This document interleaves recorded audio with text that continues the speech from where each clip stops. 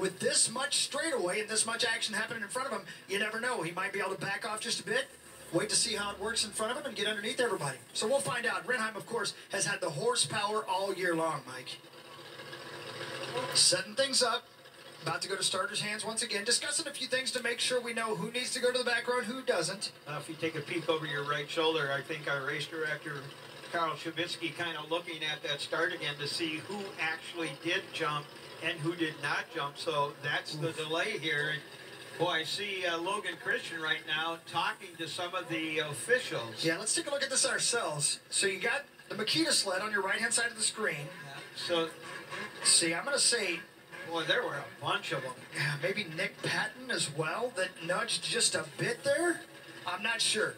The only one I'm sure of is Renheim, and the other thing I'm sure of is I'm glad I'm not Karl Shabitsky. You know, I was going to say the same thing. I'm glad you and I are up here announcing it's not a decision that we need to make. All right, so as you can see, the decision has been made. Company in that looks like he's got 3 other sleds now. So the 98, as I mentioned, Nick Patton's going in the back. Then you got Renheim. Then you got Lincoln Lemieux. And Logan Christian. So we're 4 and 4 of the 8 sleds in this heat. All right, that changes everything. So that means the front row will be Tremblay, Johan Liedman, Montana Jess, and the 248 of Brett Nastala. And you said Tremblay, correct? That is correct, yes. All right, so we get things set, get the sleds all set up and started and warm once again, and we'll go back down to starters' hands. So we got 4 happy racers and 4 not-so-happy racers. Correct, that is correct. And of course, there's so much about being in the back row that makes it harder, but how about how much snow is going to be thrown in their face as soon as that light goes green? Yeah, they got to line up. Heavy, wet snow. Big roost. All right, let's send her back down again to the starters' hands and get the Pirtek Snocross National underway.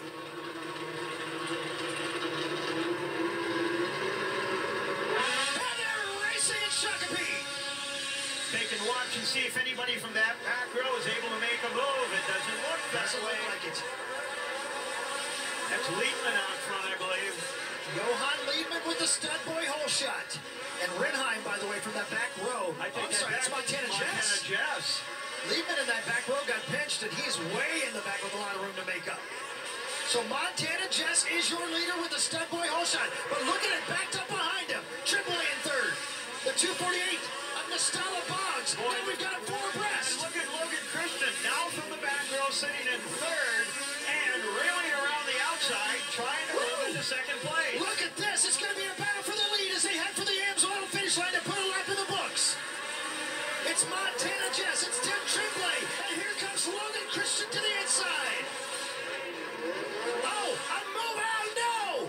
A bonsai move by Tremblay. And Logan Christian is off his sled. Well, I tell you what, it seems like he always ends up getting pinched with an issue. And I'll tell you what happened, Mike. We got down into that corner, and Tremblay made a hard left-hand turn to try to get underneath the leader. When he did, he cut right in front of Logan Christian, and Logan was off his sled from third place to the back of the pack. Inside, though, here comes Tim Tremblay, trying to find a way around Montana Jess again, and down the stretch they come. Boy, and I'll tell you what, Tremblay really... Come on, video. Fuck. Montana Jess came into this year with a new focus, and I'll tell you what, he is driven to do well. Oh! Tremblay underneath. He does it again, and this time he forces the issue, and Tim Tremblay will take the lead down the backstretch. Boy, Tremblay almost came off his sled. I don't know if you see that. Ooh. Had to pull 1 foot out to keep it from going over. And look at Lincoln Lemieux from the back row all the way up to second place now. Oh, almost off the track. Gets into one of the Ziegler cat hay bales and holds on to it somehow. There's your battle for second, Mike. And that would be the 13 of Lemieux. Then you've got Montana Jess. And on the outside of that Artie Cat, out of Woody's Racing, the Sunoco Fuel Artie Cat of Johan Liedman. And Lincoln Lemieux is absolutely flying right now. There's your battle for third on the screen. That's the 52 on the outside there of Johan Liedman and Montana Jess on the inside. Battling for third. You see so many of these racers while in the air trying to get the snow off their goggles so they can see the track, Mike. And while those 2 Artie Cats doing battle, look who's sneaking around the outside. Here comes Renheim. All the way up to fourth now. Boy, he let those 2 guys just battle and decided to make his move. Got around So now on the ball, trying to get around Johan Liedman. And down the stretch they come over the Amsoil finish line. And that's the battle for third on your screen. To the inside is Adam Rinheim. He'll try to take the spot right there. Can't take it in the ram turn. Tried to put a ski underneath Johan Liedman, but the driver out of Woody's Racing would have nothing to do with it. Through the Sunoco fuel turn there. Look at him, here he comes again. This is where he was strong last lap. Oh man, I'll tell you what, that is a hard line to hold if you're trying for the inside. That time it didn't work. Johan Liedman continues to hold on to the third spot. It's Tremblay, Lemieux, and that battle is for third. Liedman to the outside. To the inside comes Adam Rinheim. That's that big skidoo sweeping turn as they come across the Amsoil finish line. Rinheim right there. 2 laps to go, and Rinheim for the moment has taken the spot. Oh, he just kind of got underneath and was able to park him a bit and takes the position. I'll tell you what, started in the second row. Rinheim looking strong. This is the kind of racing we always get at the Daytona of Snocross, Canterbury Park. It's the first race of the night, and already they're slicing and dicing at the front. There's your second place rider. That's Lincoln Lemieux trying to reel in Tim Tremblay. But as they head for that Amsoil finish line, the white flag flies. 1 lap to go for Tremblay. So it's Tremblay, Lincoln Lemieux, and Adam Rinheim in third. Great battles on the racetrack, but look at this again, Hawk. The top 3 sleds, all skidoo. That's right. And down the backstretch goes your leaders. Tremblay a little style. Lemieux looks to the outside. It's an outside-inside move. Here comes Lemieux trying to carry the momentum with less than half a lap to go. It's a sled lead now. Boy, he had a little more speed there. Remember, these 2 guys used to be teammates. There's probably no love lost there. Tremblay tries to hold the inside line. Out of the final turn and headed for the checkers. The flames will fly. Tim Tremblay has won this Pro Qualifier. Tremblay, Lemieux, and Rinheim, your top 3. Johan Liedman comes across in third, and Montana Jess, I should say in fourth, and Montana Jess will hang on for 5th. What a race already, Mike. But again, I said it during the race, that's what we expect at this racetrack. Yeah, this racetrack always provides some great racing, and you know, people said that you couldn't really pass on this track. Well, these guys just proved that wrong. Absolutely right. Fastest lap, by the way, in that entire race went to one Adam Rinheim. And if you remember, and I know you do, he started from the back row and still made it up to the top 3. Tremblay heading over to where Josie Christian is located so we can get a word with our winner. As he goes over there, you talked about Adam Rinheim coming off a great Jackson Hole round 3 and 4, taking second both rounds.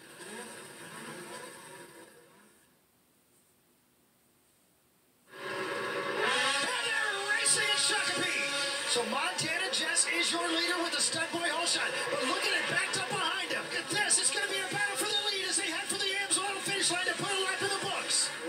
Oh, a move out, no! A bonsai move by Tremblay, and Logan Christian is off his sled. Oh! Tremblay underneath. He does it again, and this time he forces the issue. And Tim Tremblay will take the lead down the backstretch. Out of the final turn, and headed for the checkers, the flames will fly. Tim Tremblay has won this Pro Qualifier. Tim Tremblay, our winner out here tonight in this first round. Let's talk a little bit about that start out there right away, and you didn't get the start you wanted. Yeah, I think we stayed on the line a little too long, and maybe the sled was a little hot, but I didn't get the greatest, and then I tried to work my way and was able to and take the win, so I feel pretty good about it. It worked out for you. Good luck the rest of the night. Thank you.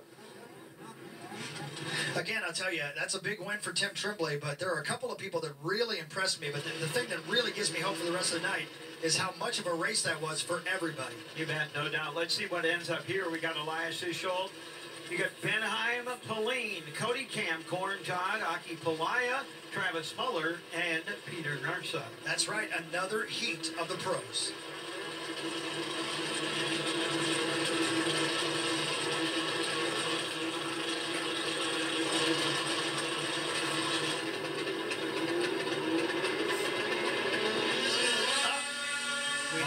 Jump. And that, I believe, was that may have been corn Todd, I believe. Regardless, I'm pretty sure they'll probably call that. Wouldn't you say, Mike? That's a 36 a corn. I would think so. And let's see. They let him go. Yeah.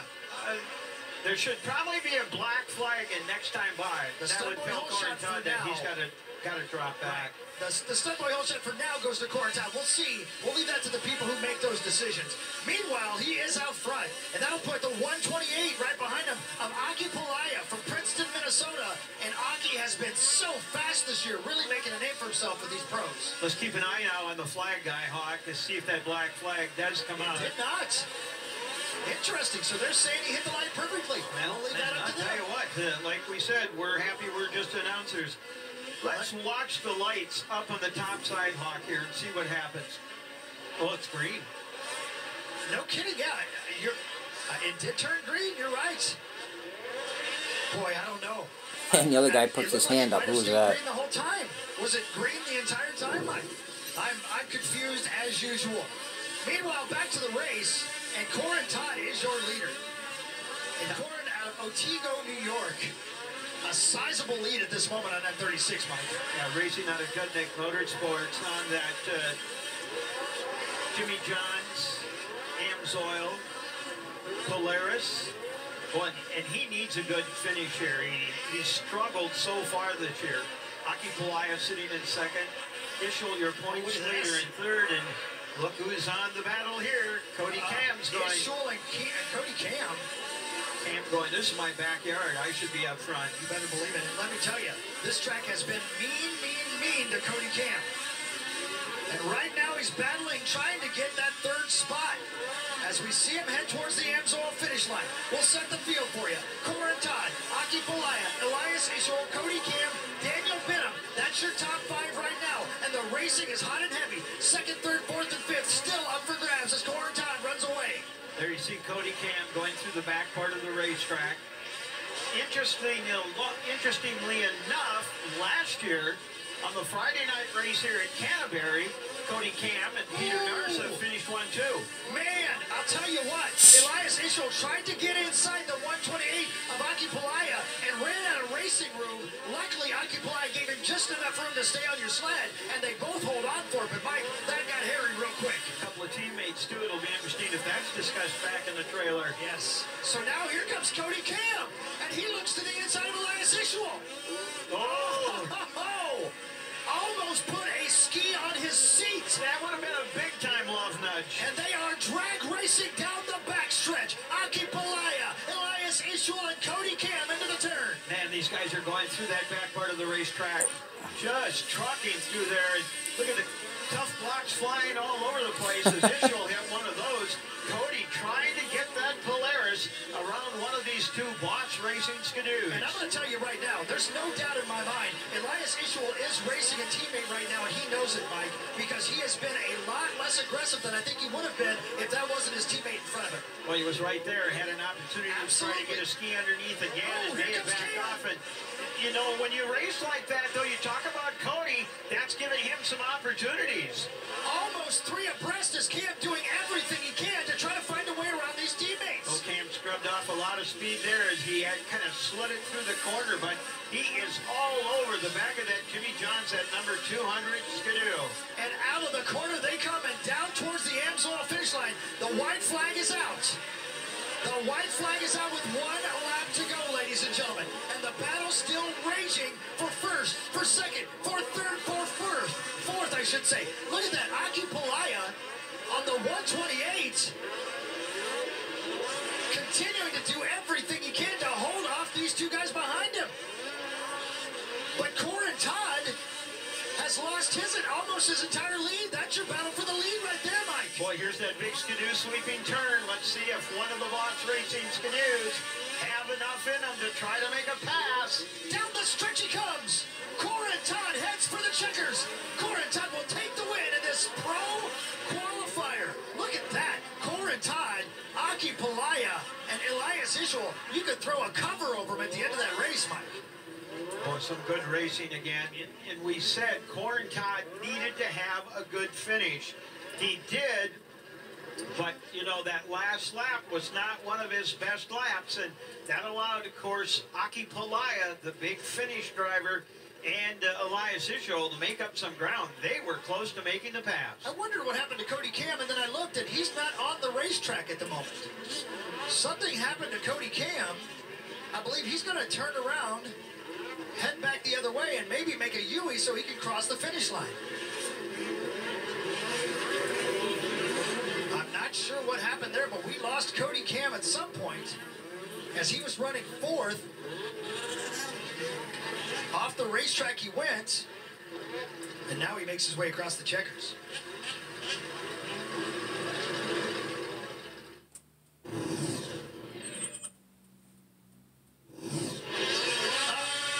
Another jump, hot and heavy. Second, third, fourth, and fifth, still up for grabs as Corentin runs away. Now here comes Cody Cam, and he looks to the inside of Elias Ishwal. And they are drag racing down the backstretch. Aki Palaya, Elias Ishwal, and Cody Cam into the turn. Down the stretch he comes.